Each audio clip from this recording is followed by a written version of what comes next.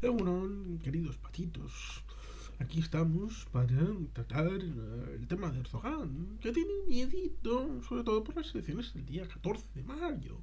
Si es que es lo que pasa, ves obligado a hacer unas elecciones presidenciales en las que has puesto un nivel listón muy alto para que tus queridos amigos conversos, supuestamente laicistas y supuestamente republicanos, pues superen el umbral para, en teoría, si no pueden o están muy cerca o están un poquito por arriba, incorporar a todos esos aliados posibles, ese magma que estarían en partidos más pequeñitos que este, para juntarse al grande, pero aún así parece que este aliado no va a superar el umbral. Por tanto, ciertamente está ajustado entre la oposición presentada por el señor Imamoglu, alcalde de Estambul, que, como habíamos dicho en un comentario de otro vídeo, fue acusado de haber insultado al comité electoral, al tribunal electoral de Turquía, diciéndoles tontos. Un insulto gravísimo, por supuesto, que merece inhabilitación y cárcel, por supuesto, ¿verdad que sí? Que temen tonto. Tonto. Simplemente por el hecho anecdótico y pasajero de que Imamoglu ganó en primera elección las alcaldías, la alcaldía de Estambul, y le dieron por anular las elecciones por el artículo 33 y si no por el 89. Y hubo que repetirlas. Hubo que repetirlas y el señor Imamoglu ganó otra vez las elecciones y por lo tanto sigue siendo alcalde de Estambul. Pero como en ese momento dijeron, son tontos, al haber hecho esa anulación por el artículo 33, por el artículo mortis, pues dijo, estos son tontos. Y además de ganar la elección, pues se ganó la inhabilitación. Pero como está protestando y el capítulo de apelaciones, significa que puede ser candidato el señor Imamoglu a la figura de la presidencia, contendiendo con el actual residente en la presidencia, el señor Recep Tayyip Erdogan. Por tanto, ciertamente ahí tenemos un duelo entre el neotomanismo de Recep Tayyip Erdogan y la vuelta al laicismo kemal ataturquista de el señor Imamoglu. Un duelo que está en el fondo de la historia que vamos a revisar respecto a la situación de Suecia respecto a Turquía de sí o no a la entrada en la OTAN. Porque ya sabemos que Suecia y Finlandia en 2014 dijeron que nunca iban a entrar en la OTAN a pesar de lo que pasó en Crimea, a pesar de lo que pasó en el Donbass, porque nadie movió una ceja, nadie movió un dedo a la hora de establecer la relación con la realidad de los hombrecillos verdes de Crimea. Se dejó hacer. Y Rusia se envalentonó y al de 8 años dijo que toda Ucrania era mía el 24 de febrero de 2022, dejando eso al lado, pues evidentemente los países que tienen posibilidad de ser afectados, como son Suecia y Finlandia, que cedieron finalmente a las peticiones de una sociedad que había cambiado mucho con la respectiva posición respecto a la OTAN. Evidentemente, todo el mundo debería saber de que la OTAN no se amplía. No, técnicamente no se amplía. Hay países que solicitan ser miembro y una vez se firman las capitulaciones respecto a la membresía, siendo candidato, se ven los criterios. Por ejemplo, por mucho que quisiera Colombia y con Iván Duque y tal vez con el señor Álvaro Uribe Vélez, presidente de Colombia, antes que el Juan Manuel Santos, pues hubo la posibilidad tal vez de un partenariado o ir más adelante en algo más íntimo y profundo, como podría haber sido una membresía. Pero Colombia no está en los criterios de accesibilidad a la OTAN, por lo tanto ciertamente no es posible. México tal vez sí, pero digamos que quién piensa que con Andrés Manuel López Obrador y no con el anterior, doctor Felipe Calderón, sí, antes que Peña Nieto, sí, periodo presidencial correspondiente, digamos que había esa opción encima de la mesa, sucintamente lanzada a través de un think tank estadounidense, como un elemento de dejar la puerta siempre abierta, porque el norte de América pues incluye no solamente los ya existentes, Canadá y Estados Unidos, también México, pero la política de México de los años 30 es distinta y por lo tanto mucho menos con el señor Andrés Manuel López Obrador.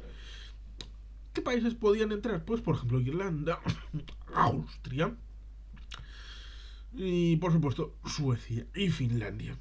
¿Qué pasó? Pues que evidentemente aceptaron de buena lid la candidatura de Suecia y Finlandia, pero aún así después debía de seguirse un ratificatorio por los países, cosa que se ha hecho en 28 casos y faltando es Hungría y Turquía. Una serie de propuestas, en principio eran 33 personas que debían de ser entregadas desde Suecia a Turquía, por este hecho de que los turcos tienen también un miedo atavico, que es a través del asunto de los kurdos. Hemos comentado en algún vídeo el asunto de los kurdos en el ámbito de Oriente Medio, que tienen una larga historia de traiciones por parte de aquellos que les prometieron ser un Estado, convertirse en un pueblo con representación internacional, como por ejemplo fue el Tratado de Versalles. La conversación que se hizo en torno a Versalles cuando el presidente Woodrow Wilson estuvo 9 meses en Europa tratando de llevar a cabo su programa para la paz derivada de los 14 puntos, tenía esa visión de la sociedad de naciones como un elemento que incorporar a pueblos como este para el futuro. Pueblos sin Estado, que tuvieron Estado, sí, porque ahora están repartidos en Turquía, en Siria, en Irak, en Irán. Y la diferencia es importante, sobre todo cuando en Siria lograron un estatus semioficial derivado de la mayor fijación respecto a los rebeldes islámicos del señor Bashar al-Assad, hijo de Hafez al-Assad, y que tuvo su infancia en Londres hasta que falleció Hafez al-Assad y recibió el mandato de seguir la tradición de la herencia padre-hijo del Estado, siendo una minoría de un 10% los que controlaban el cotarro en el país. Los iraquíes tuvieron algo parecido, en donde en el norte, en Erbil y Sulaymaniyah, Kirkuk y sobre todo Mosul están más en cuestión, en el control del Estado iraquí, pero sobre todo con las dos primeras, Erbil y Sulaymaniyah, como capitales del Kurdistán iraquí autónomo, pues más o menos en una entente parecida a la libanesa, con un Estado donde el jefe de Estado, la primacía es para el candidato de los kurdos a la jefatura del Estado, en el caso de Líbano, conocemos que es un cristiano el que tiene que ser el jefe del Estado, y luego ya primer ministro un suní y un chi, en el caso del Líbano, en el caso de Irak es un suní. Bueno, el caso es que tenemos una distribución estructurada del poder y la autonomía para los territorios kurdos. El caso de Irán es algo distinto. La revuelta última de las mujeres surge precisamente desde la zona kurda, lo mismo que en el caso de las revueltas contra la política COVID-0 en China surgen de la zona del Xinjiang, de donde la etnia uigur está bien reprimida.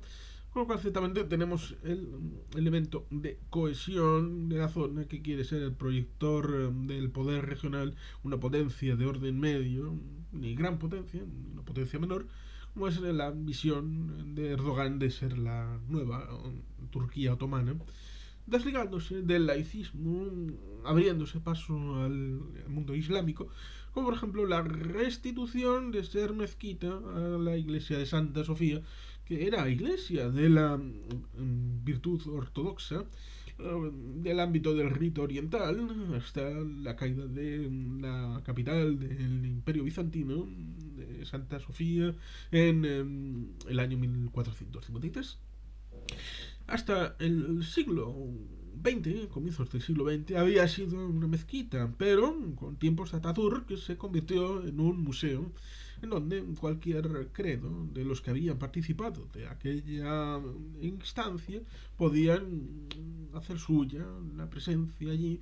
Pero en 2020 Ataturk fue traicionado por Erdogan, convirtiendo esa zona de culto para los internacionalistas, para los convivientes, un poco como el espíritu de la Toledo de las tres culturas, destruyendo y apuñalado por Erdogan para convertirlo otra vez en mezquita donde se pudiera ejercer el culto única y exclusivamente del Islam. Lo cual ciertamente dice mucho de la convivencia que quiere exportar el turco Erdogan. Lo que quiere evidentemente es que los kurdos no puedan tener autogobierno profundo y potente fuera para valer el autogobierno dentro. ¿Dónde está el asunto? Vamos a leer el asunto de la historia. ¿Cómo es que Erdogan avisa a Suecia de que no puede esperar el respaldo de Turquía a su entrada en la OTAN? El presidente de Turquía, Recep Tayyip Erdogan, ha advertido que Suecia no debe esperar a día de hoy el apoyo turco para su entrada en la OTAN. En unas declaraciones es que eleva el tono de la reciente quema de Corán durante una manifestación en Estocolmo. Si no se muestra respeto, lo siento, pero no habrá ningún apoyo por nuestra parte en el tema de la OTAN, ha dicho Erdogan al término de una reunión del gobierno, según la agencia Bloomberg. No esperéis este tipo de apoyo de nosotros, ha postillado. La quema de un Corán durante una protesta la semana del mediados, supongamos del 16, en torno del 16 de enero, se ha sumado a una serie de agravios a ojos de Ankara inadmisibles. El gobierno turco ya ha protestado por la destrucción de una efigie de Erdogan en otra concentración anterior, lo que ha dejado en punto muerto la ampliación de la OTAN. Suecia y Finlandia dependen del visto bueno de los 30 miembros de la Alianza Atlántica para incorporarse, pero por ahora solo disponen de 28. Además de Turquía, falta también Hungría por completar los trámites, como he dicho antes. Las autoridades turcas han exigido a las de los países nórdicos más compromisos en la persecución de grupos kurdos catalogados de terroristas por Ankara. Aquí está el asunto. Lo otro es más propagandístico, pero no deja de tener su importancia. El asunto importante es este. En primer término, se dijo que había que trasladar de Suecia a 33 personas a Turquía, porque eran presuntos terroristas. Daba igual que la justicia de Suecia dijera que no había lugar a ese traslado, a esa extradición de esas personas.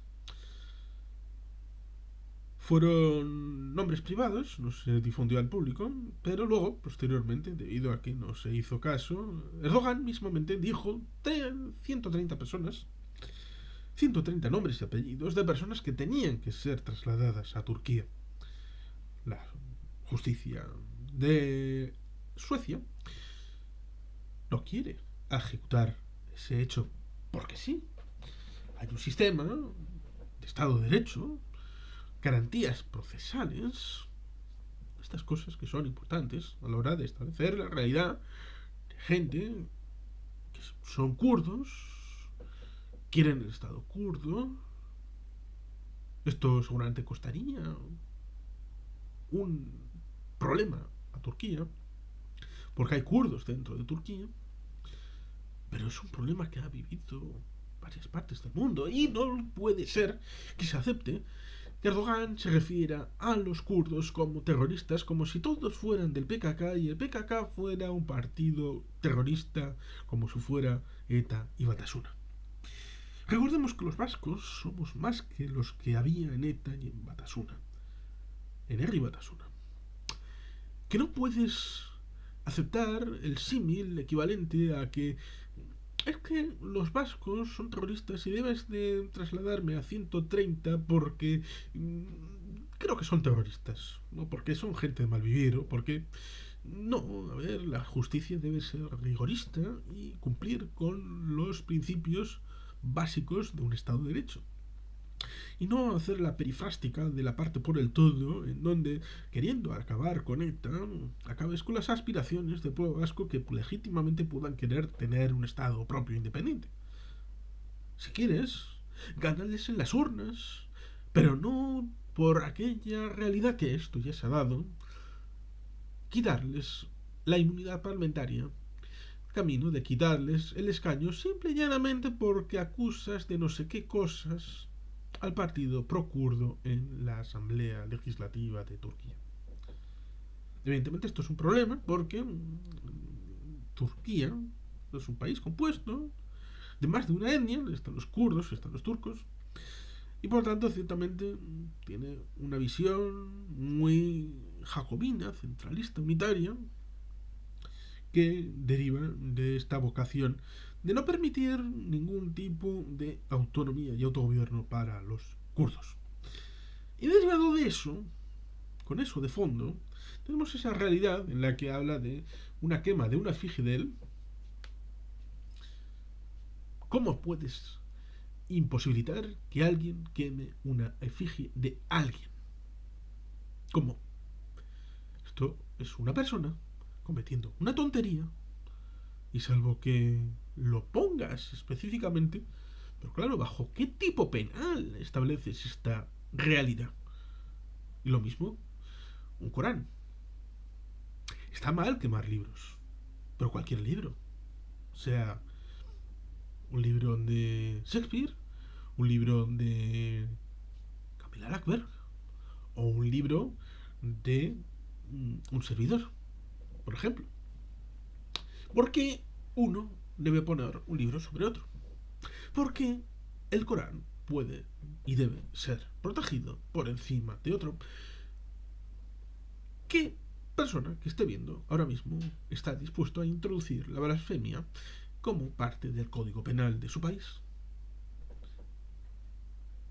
Para mí, decir que J.K. Rowling escribe unos libros de mierda que merecen ser quemados me puede parecer una blasfemia. A mí que me gustan los libros de Harry Potter. Decir que son para niños, única y exclusivamente, me puede parecer una blasfemia. Pero eso me sirve a mí para poder introducir una garantía especial para un libro determinado, sea el Corán, sea los libros de Harry Potter, o sea mis propios libros, de impedir que alguien lo pueda quemar, lo mismo que establecemos aquel debate viejo de la quema de banderas. Estados Unidos se propuso hacer una enmienda constitucional que nunca ha tenido recorrido político e institucional, derivando en una ejecución de una enmienda triunfante. Por esto es un tema interesante, dialécticamente hablando, pero este señor lo que quiere es, con estas circunstancias de la efigie suya, de la quema de un Corán, poniéndolo como coartada, evidentemente está queriendo hacer dos cosas. Primero, tratar de establecer ese desvío de la opinión en Occidente, en Suecia, en Finlandia, en los países que le apoyamos, en su vocación libremente elegida de entrar en la OTAN, derivarlo en un debate respecto a la blasfemia y el respeto o no del Islam. Y por otro lado, tratar de ganar a la opinión pública dentro de su propio país por las elecciones del 14 de mayo del año 2023, en las que hoy, si fueran hoy las elecciones, estaría ya de expresidente. Por lo tanto, ciertamente ahí tenemos un asunto relevante y que no podemos aceptar. No podemos aceptar ni el desvío ni el hecho de tratar de introducir la blasfemia como si fuera un delito. No. Lamentablemente debemos aceptar que es una estupidez, pero no podemos penar el hecho de quemar una bandera, quemar un libro o quemar una efigie, porque evidentemente eso entra dentro de la libertad de expresión. Yo no lo haría y no me gusta, sea la bandera que sea la efigie que sea y sea el libro que sea.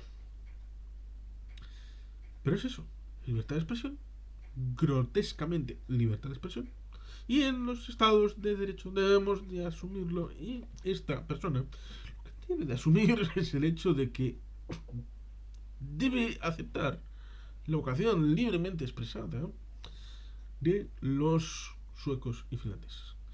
Y tratar de negociar luego particularmente con Suecia y Finlandia, si en su caso, el asunto del PKK, de los kurdos y de su realidad. Teniendo en cuenta que tradicionalmente, lo mismo que México tiene una tradición de tercera vía, neutralismo, llámese como se quiera, desde los años 30, desde hace 90 años, tranquilamente. Suecia tiene una posición de asunción de refugiados de hace décadas, igualmente, y debe ser respetada. Lo mismo que se respetó la no entrada de ninguna de las maneras de México en la OTAN, que estuvo encima de la mesa, debe ser respetada la vocación de Suecia por su tradición de aceptar y de respetar. Porque en guerras previas, ya fueran iraquíes, sirios, afganos, musulmanes, Suecia fue refugio de muchos de esos musulmanes. Por tanto, es un insulto a la tradición sueca de refugiados, de acoger, de ser humanitarios, poner encima de la mesa el falso asunto del no respeto de Suecia al Islam. Porque Erdogan no es el Islam. Tú, Erdogan, no eres el Islam. El Islam es otra cosa. El Islam son la gente que profesa el Islam. Son las normas respecto a la religión, los imanes. Pero tú no eres ni una cosa ni la otra. Tú eres un tipo que eres un creyente y eres un dirigente temporal. Por lo tanto, no te metas en asuntos que no te conciernen, como si fueras el equivalente del marroquí Mohamed. ¿eh? Él es el líder de los creyentes. Tú no eres el califa. Quieres un neotomanismo, pero no eres el califa. El califa sí era el jefe de los creyentes. Pero es una república. Y estás traicionando la república. Y los tribunales de justicia deberían de verlo. Porque si quieres que se introduzca la blasfemia, si quieres actuar como líder de los creyentes, debes de cambiar de república a califato y proclamarte líder. Si quieres seguir manteniendo el Estado de Derecho en Turquía, si quieres seguir manteniendo las elecciones presidenciales, si quieres mantener la convocatoria del 14 de mayo, debes de envainártela, sí, envainártela, musulmanmente envainártela, aprobar la membresía de la OTAN de Suecia y Finlandia, y después decir, está igual de mal quemar un Corán en Estocolmo que quemar una Biblia en Estambul. Exactamente lo mismo. Y respetar tú al cristianismo, el budismo, el hinduismo y todos los elementos religiosos que haya minoritarios y no cristianos en Turquía. Eso es lo que tocaría. Y volver a restituir la iglesia de Santa Sofía, la mezquita, la catedral de Santa Sofía, como un espacio museístico de convivencia en Estambul. Eso sería lo suyo. En fin, queridos patitos, muy agradecido, es que ricasco, agur verbat, Betty Helpian.